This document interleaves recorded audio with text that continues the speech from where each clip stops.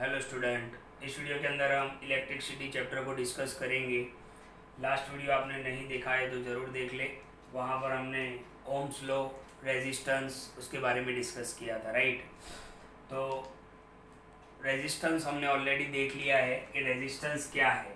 R is equal to V upon I. Okay, R resistance के लिए है, V क्या है पोटेंशियल डिफरेंस, और I क्या है इलेक्ट्रिक करंट। ओके, अब रेजिस्टेंस का प्रॉपर डेफिनेशन भी देख लेते हैं कि एक्चुअली रेजिस्टेंस है क्या। तो ध्यान से देखो, it is the property of conductor या तो वायर। कंडक्टर को ही हम वायर बोलेंगे कि किसी भी कंडक्टर या वायर की प्रॉपर्टी है रेजिस्टेंस। ओके, कि वो क्या करेगा, to resist the flow of charge. Resist word आपको समझना है, रेजिस्ट यानी रोकेगा, राइट। क्या करेगा, फ्लो ऑफ चार्ज को रोकेगा। ओके, तो इसी को हम क्या बोलते हैं, रेजिस्टेंस बोलते हैं, राइट। तो रेजिस्टेंस है क्या, तो it is the property of conductor या तो वायर। कोई भी वायर की प्रॉपर्टी है वो, जिसमें वो क्या करेगा, फ्लो ऑफ चार्ज को रोकने की कोशिश करेगा। ओके, एकदम से मान लो कि इलेक्ट्रिक करंट आ गया तो उसको रोकने का काम करता है ना। तो it is the property of conductor या तो वायर, कंडक्टर को मतलब वायर ही बोलते हैं हम, कि it is the property of wire to resist यानी रोकना। किसको रोकना, फ्लो ऑफ चार्ज को, फ्लो ऑफ चार्ज को। ओके, तो ये आप डेफिनेशन याद रखो। अब रेजिस्टेंस को हमें थोड़ा डीपली भी पढ़ना है। यहाँ पर एक फॉर्मूला हमने ऑलरेडी प्रूव कर लिया है कि V is equal to I R. V is equal to I R हमने ओम्स लॉ में पढ़ा था कि V जो है इलेक्ट्रिक करंट है उस डायरेक्टली प्रोपोर्शनल किस पे करता है, पोटेंशियल डिफरेंस पे। तो ओम ने क्या किया था, इस डायरेक्टली प्रोपोर्शनल को हटा के कांस्टेंट कौन सा लगाया था, R लगाया था, और वही R क्या है, रेजिस्टेंस है, right. So V is equal to I R. तो हमें रेजिस्टेंस का फॉर्मूला क्या बनेगा, R is equal to V upon I. ये हमने ऑलरेडी देख लिया है। अच्छा, उसका एसआई यूनिट क्या है, ओम है। उसका एसआई यूनिट क्या है, ओम है। और उसका सिंबल क्या है, ओमेगा। उसका सिंबल क्या है, ओमेगा। अच्छा, ये हम ऑलरेडी डिस्कस कर चुके हैं। ओके, अब हमें यहाँ पर आज एक और चीज सीखनी है। ध्यान से देखो, यहाँ पर हमें एक और चीज यहाँ पर सीखनी है। पहले हम रेजिस्टेंस पे चले, उससे पहले एक और चीज को डिस्कस कर लेते हैं, रियोस्टेट। रियोस्टेट क्या है, तो रियोस्टेट एक डिवाइस है, इलेक्ट्रॉनिक डिवाइस है। जैसे हमने एम मीटर पढ़ा, वोल्ट मीटर पढ़ा, ये सारे डिवाइड थे। एम मीटर क्या था, करंट को मेजर करने के लिए था। ओके, इसी तरीके से हमने वोल्ट मीटर भी देखा। अब हम एक और डिवाइस को समझ लेते हैं, कभी कभी 1 मार्क्स में पूछ लेते हैं, रियोस्टेट। रियोस्टेट क्या है, तो it is an electronic device. ये एक इलेक्ट्रॉनिक डिवाइस है जो यूज होता है कहाँ पर, कंट्रोल द करंट, करंट को कंट्रोल करने का। मान लो बहुत सारा इलेक्ट्रिक करंट आ गया तो हमारे घर के ये जितने भी अप्लायंसेस है वो सारे ब्लास्ट हो जाएंगे। तो it is an electronic device use to control the current, current को कंट्रोल करता है।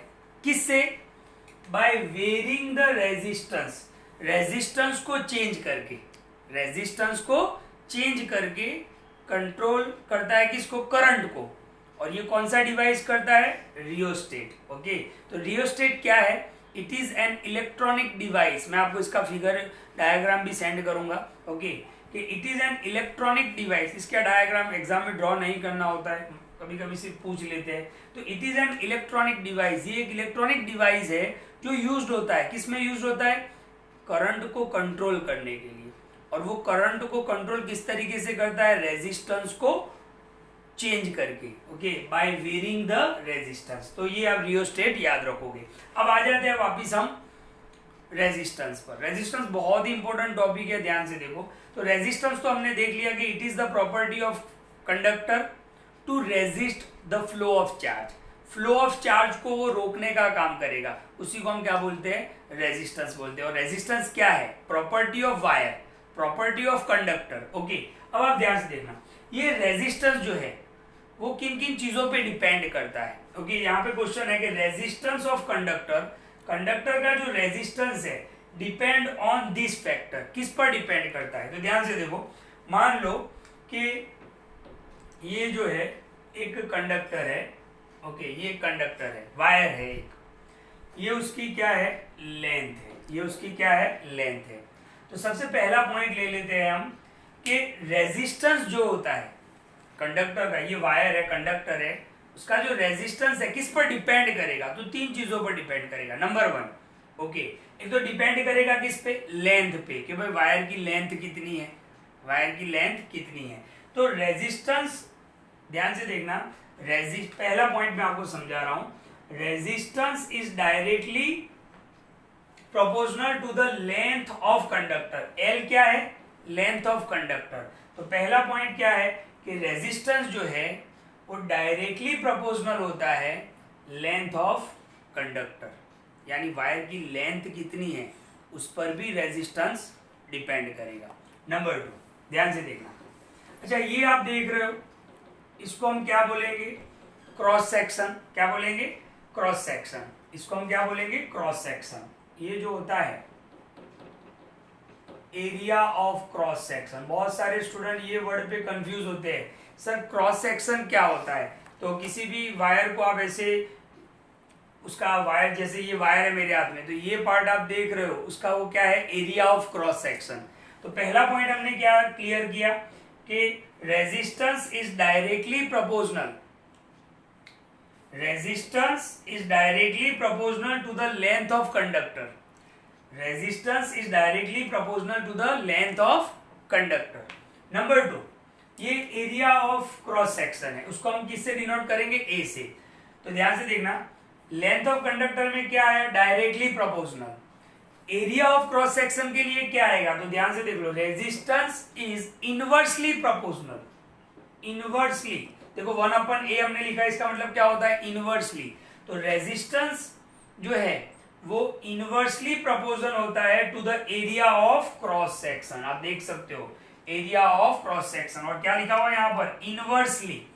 तो इसको हम कैसे लिखेंगे, resistance is inversely proportional, inversely यानी नीचे लिखते हैं हम, तो 1/a, ए क्या है, एरिया ऑफ क्रॉस सेक्शन, ये जो वायर का एरिया ऑफ क्रॉस सेक्शन है। तो पहला point, resistance is directly proportional to the length of conductor, directly proportional होता है उस पे, और resistance is inversely proportional to the area of conductor.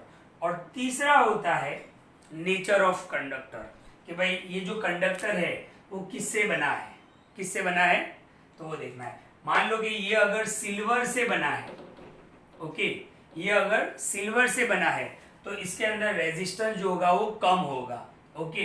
और मान लो कि अगर ये कंडक्टर किससे बना है, आयरन से बना है, लोहे से बना है, तो इसका अंदर रेजिस्टेंस क्या होगा, ज्यादा होगा। आपको पता है कि लोखंड के अंदर हमें करंट ज्यादा लगता है क्योंकि उसके अंदर फ्लो ऑफ चार्ज होता है वो फास्ट होता है। अच्छा, ये क्यों ऐसा है उसका रीजन भी हम देखेंगे। तो यहाँ पर अभी हम याद रखते हैं कि resistance of conductor depend on 3 factor. Number 1 किस पर, कि रेजिस्टेंस किस पर डिपेंड करता है, एक तो लेंथ ऑफ कंडक्टर और directly proportional to the length of conductor. Number 2 हमने क्या देखा, resistance is inversely proportional to the area of cross section, इसको हम एरिया ऑफ क्रॉस सेक्शन बोलेंगे। और तीसरा नेचर ऑफ मटेरियल, कि किस मटेरियल से ये वायर बना हुआ है, ओके, किस मटेरियल से ये वायर बना हुआ है, कंडक्टर बना हुआ है। तो इन तीनों चीजों पर रेजिस्टेंस जो है वो डिपेंड करता है। मैंने आपको क्या बताया कि अगर ये वायर सिल्वर से बना है तो उसमें रेजिस्टेंस कम होगा, क्या होगा, कम होगा। और अगर ये वायर आयरन से बना है तो उसमें रेजिस्टेंस ज्यादा होगा।